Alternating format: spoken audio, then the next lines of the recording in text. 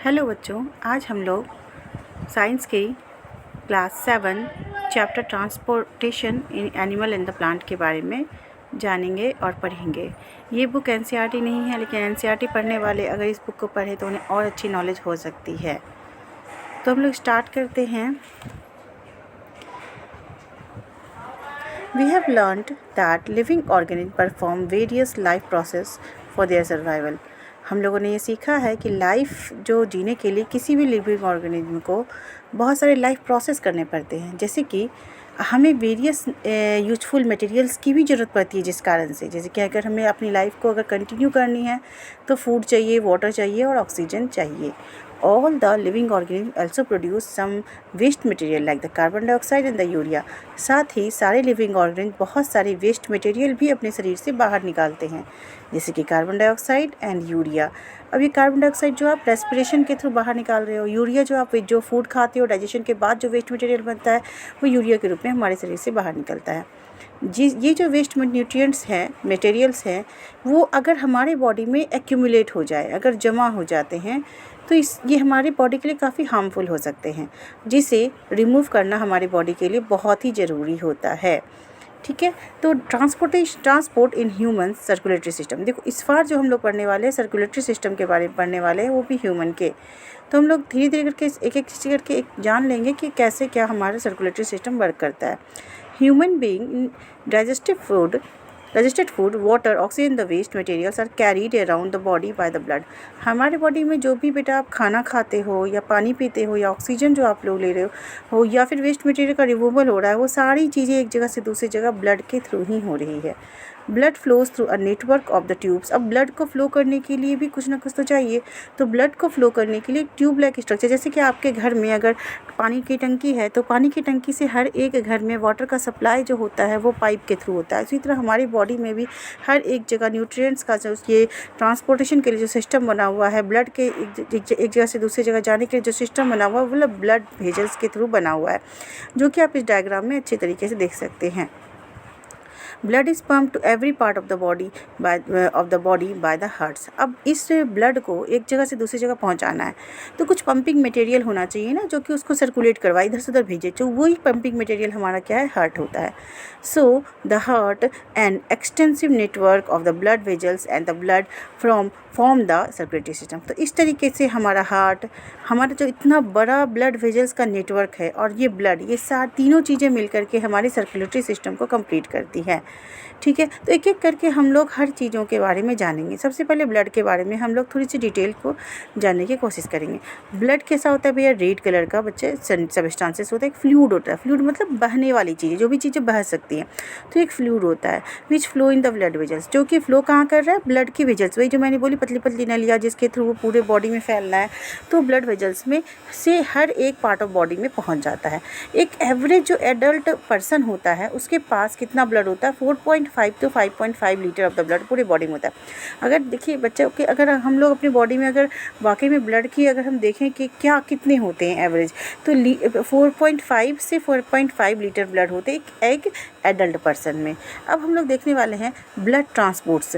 अब ब्लड जो ट्रांसपोर्ट होता है वो कैसे कैसे क्या होता है, उसमें सब्सटेंसेस लाइक द क्या क्या चीज़ें ट्रांसपोर्ट कर रहा है, जो भी आप खाना खा रहे हो, ठीक है, इंटेस्टाइन से पूरे सेल, पूरे बॉडी के हर एक जगह जितने सेल्स हैं वहाँ तक पहुँचाने का काम होता है किसका, ब्लड का होता है। क्या पहुंचा रहा है, खाना पहुंचा रहा है पूरी बॉडी के सेल्स में। जो ऑक्सीजन आप लंग्स में जाता है उसको भी, और कार्बन डाइऑक्साइड जो वहाँ पे प्रोड्यूस होता है जो सेल्स में, उसको भी पूरी बॉडी तक पहुंचाने का काम किसका होता है, हमारे ब्लड का ही होता है। वो थ्रू पहुँचा दिया जाता है। ठीक है, तो ये ट्रांसपोर्ट्स में भी ही आ जाते हैं। साथ ही वेस्ट मटेरियल जो हमारी बॉडी में पहुँच रहा है उसे पूरी बॉडी से बाहर निकालना, ये भी हमारे ब्लड का ही काम होता है।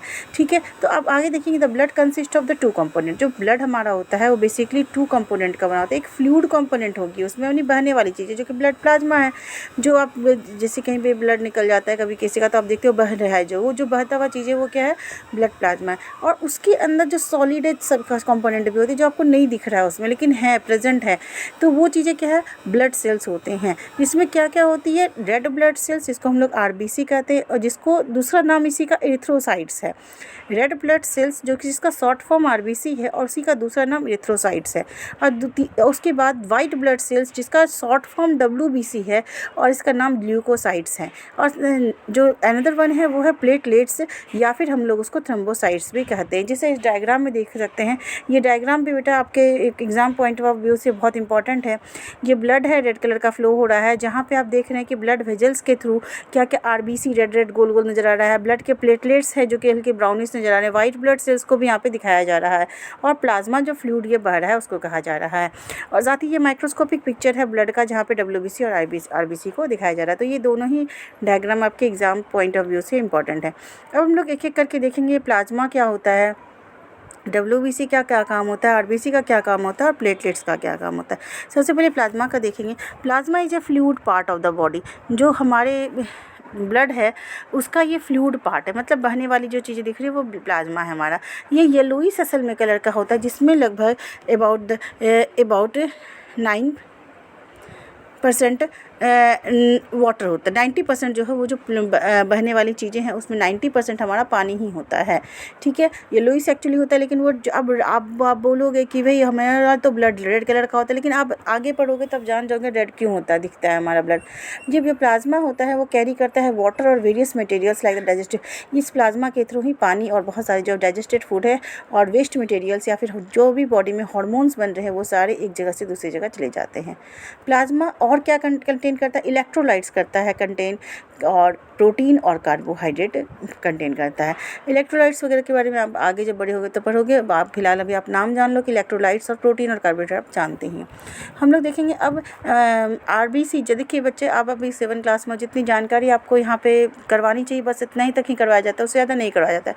आगे क्लासेस में अब और इसके फर्दर जानकारी को जान पाओगे। नेक्स्ट है RBC, जैसे कि रेड ब्लड सेल्स कहते हैं या फिर इथ्रोसाइट्स भी इसका दूसरा नाम होता है। Red blood cells are red in colour. ये क्या रेड कलर का होता है due to the presence of a red pigment called the haemoglobin. और ये क्यों प्रेजेंट रेड कलर दिखता है, क्योंकि उसमें एक पिगमेंट प्रेजेंट है जिसका नाम है haemoglobin. And the haemoglobin of the RBC transports the oxygen from the lungs to the all cell of body.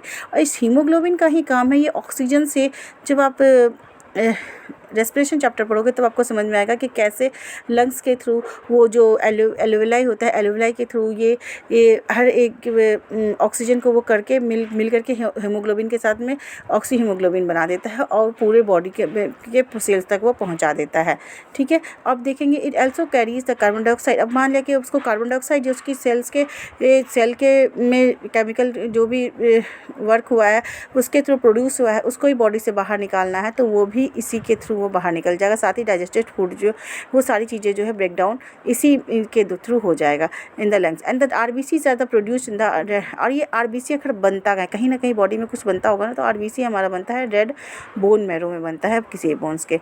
The average life span of the RBC is about the 120 days. जो average life span होती है 120 days होती है। देखो बेटा वो 120 days है, लेकिन वो 120 में ही बहुत सारे और न्यू सेल्स बनते चले जा रहे हैं, न्यू RBC बनते जा रहे हैं। तो ये नहीं कि वो ख़त्म हो जाएगी तो कोई प्रॉब्लम है, वो मतलब कि अपने कंटिन्यू प्रोसेस है, वो एक साइकिल की तरह बनते चल जा रहा है, एक तरफ खत्म हो रहा है एक तरफ बनते चल जा रहा है। ये क्या होता है, डिस्क शेप स्ट्रक्चर होते हैं जो कि छोटे ही साइज के होते हैं। नेक्स्ट हम लोग देखने वाले हैं वाइट ब्लड सेल्स के बारे में, जिसका फुल फॉर्म शॉर्ट फॉर्म होता है WBC और इसे हम लोग ल्यूकोसाइट भी कहते हैं। जो वाइट ब्लड सेल्स होता है वो कलरलेस होता है, इरेगुलर शेप का होता है सेल्स, और ये बहुत ही कम नंबर में होते हैं पर बड़े बड़े साइज के होते हैं RBC की अपेक्षा में। जो मेन फंक्शन होता है WBC का is to fight the against the germs, यानी कि किसी भी जर्म्स के अगेंस्ट उसको फाइट करना यही काम होता है। एंड अगर कोई बॉडी में हमारे अगर वो बाहरी जर्म्स एंटर करना चाहे तो WBC उसको पहले ख़त्म कर देता है एंड और हमारे बॉडी को किसी भी बीमारी से डिजीज़ से बचाने की कोशिश करता है। अब हम लोग नेक्स्ट पढ़ने वाले हैं प्लेटलेट्स, जिसको हम लोग थ्रोम्बोसाइट्स भी कहते हैं। आपने ज़्यादातर बच्चा देखा होगा कि कई बार आपके हाथ कटते हैं या पैर कट जाते छोटे मोटे नाइफ से या फिर किसी चीज़ से, तो ब्लड बहता है और ब्लड बहने के थोड़ी देर के बाद ऐसा भी नहीं कि वो बहता ही चल जाता, थोड़ी देर के बाद अपने आप वहाँ पे क्लोटिंग सी जम जाती है, और ये क्लोटिंग जो जमती है इसी प्लेटलेट्स के कारण होती है। प्लेट सेल्स क्या होते हैं, कलरलेस होते हैं, राउंड होते हैं, छोटे छोटे सेल्स होते हैं, और जो कि ये भी बोन मेरो में ही बनते हैं। अगर एक पर्सन इंजर्ड हो जाता है, कहीं से चोट ले जाती है, तो ब्लड स्टार्ट हो जाता है फ्लो करना, जैसा कि मैंने आपको बताया, और वहाँ पर से लगातार ब्लड बढ़ने लगती है। जो बॉडी होती है can not afford to let blood flow out of the body, लेकिन हमारी बॉडी क्या करती है कि भाई पूरे ब्लड को नहीं निकालने देती, क्योंकि अगर वैसा हो जाएगा तब तो सब कोई मर ही जाएंगे, सारे ब्लड निकल जाएंगे। तो क्या होता है, एक रेड कलर का वहाँ पे कलर का क्लोट वहाँ पे हो जाता है, जिससे कारण ब्लीडिंग जो है रुक जाती है। ये जो ब्लड होता है clot is form due to the presence of platelet in the blood, क्योंकि हमारे ब्लड में क्या है, प्लेटलेट है, इसलिए यहाँ पे एक क्लोटिंग टाइप की बन जाती है।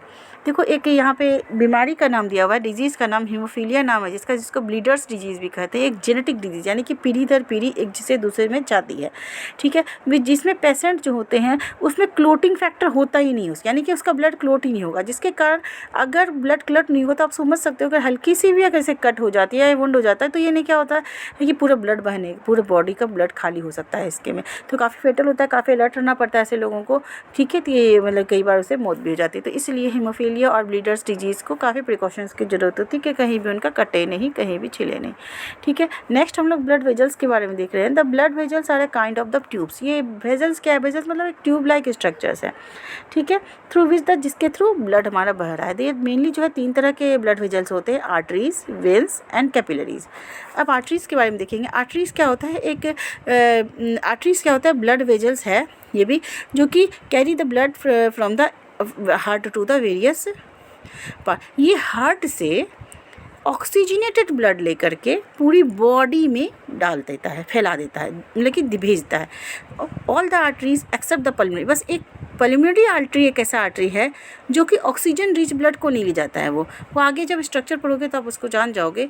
आर्टरीज जो होती है उसकी वॉल काफ़ी थिक होती है और इलास्टिक होती है, मस्कुलर टाइप की वॉल होती है, क्योंकि ब्लड जो वहाँ पर से हमारे हार्ट से पूरी बॉडी में बहता है वो काफ़ी ज़्यादा प्रेशर में बहता है। अब उस प्रेशर में बहने से कहीं वॉल इसके फट ना जाए, इसलिए इसकी जो वॉल होती है थिक होती है और इलास्टिक भी होती है। जो आर्टरीज होता है वो हमारे बॉडी में बाहर में नहीं जल्दी, जैसे आप स्किन में अगर हाथ के देखो तो बहुत सारे वेन्स ब्लड वेजल्स दिख रहे हैं, लेकिन ये जो दिख रहा है ये हमारा आर्टरीज नहीं है, ये हमारे वेन्स होते हैं। हमारे ये स्किन के काफ़ी डीप अंडर में स्ट्रक्चर में, ये स्किन के काफ़ी डीप वो सिचुएटेड होते हैं, इसलिए जो है जल्दी से हमें इसे दिखाई नहीं देता है, ठीक है। नेक्स्ट हम लोग पढ़ने वाले हैं यहाँ पे क्या लिखा है, वेन्स के बारे में। वेन्स क्या होता है बेटा कि ये ब्लड वेजल्स होता है, ये भी एक तरह का, जो कि बॉडी से, पूरी बॉडी से हमारा जो डीऑक्सीजनेटेड ब्लड है यानी कि कार्बन डाइऑक्साइड जो रिच ब्लड है उसको हार्ट तक पहुँचाता है। ऑल द वेन्स, सिर्फ पल्मोनरी वेन्स एक अलग वेन है, उसके बारे में आगे पढ़ोगे बेटा स्ट्रक्चर में, जो कि कार्बन डाइऑक्साइड रिच ब्लड को कैरी कर। ऑल वेन्स एक्सेप्ट द, सारे वेन्स जो कार्बन डाइऑक्साइड रिच ब्लड यानी कि डीऑक्सीजनेटेड ब्लड को ही हार्ट तक पहुंचाते हैं, लेकिन पल्मोनरी वेन को छोड़ करके। जो वेन्स होते हैं उनके जो वॉल होते हैं थिक होते हैं, लेस इलास्टिक और मस्कुलर वॉल होते हैं, क्योंकि उसकी ब्लड की फ्लो वहाँ पे बहुत ज़्यादा प्रेशर में नहीं रहती है।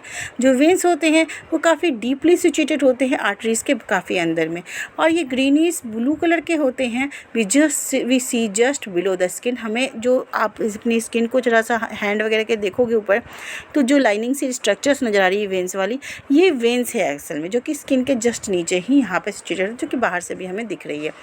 जो and they have the valves that allow the blood to flow in the wonder, और इनमें कुछ वेल्व्स टाइप का स्ट्रक्चर भी लगा होता है जो कि हमेशा ही एक ही डायरेक्शन में ब्लड को फ्लो करने के लिए देता है, सिर्फ हार्ट के तरफ जाना है ब्लड को, ना कि हार्ट से वापस ब्लड आना है। नेक्स्ट हम लोग कैपिलरीज देखते हैं। ये कैपिलरीज जो होती है काफ़ी पतली पतली ब्लड वेजल्स होते हैं। देखिए आपको ये डायग्राम में दिखाती हूँ। देखिए इस डायग्राम में जो आपको नज़र आ रहा है, ये जो बीच में रेड ब्लू का कॉम्बिनेशन, यही कैपिलरीज है। इस डायग्राम को मैं बहुत अच्छे तरीके से आपको समझाऊंगी। पहले हम लोग देखते हैं कैपिलरीज होता क्या। ये काफ़ी पतली पतली ब्लड वेजल्स होती है, पर काफ़ी थिन होती है, और आर्टरीज और वो वेन दोनों को कनेक्ट करने का काम करती है, ठीक है। वेन्स और आर्टरी दोनों को कनेक्ट करती है।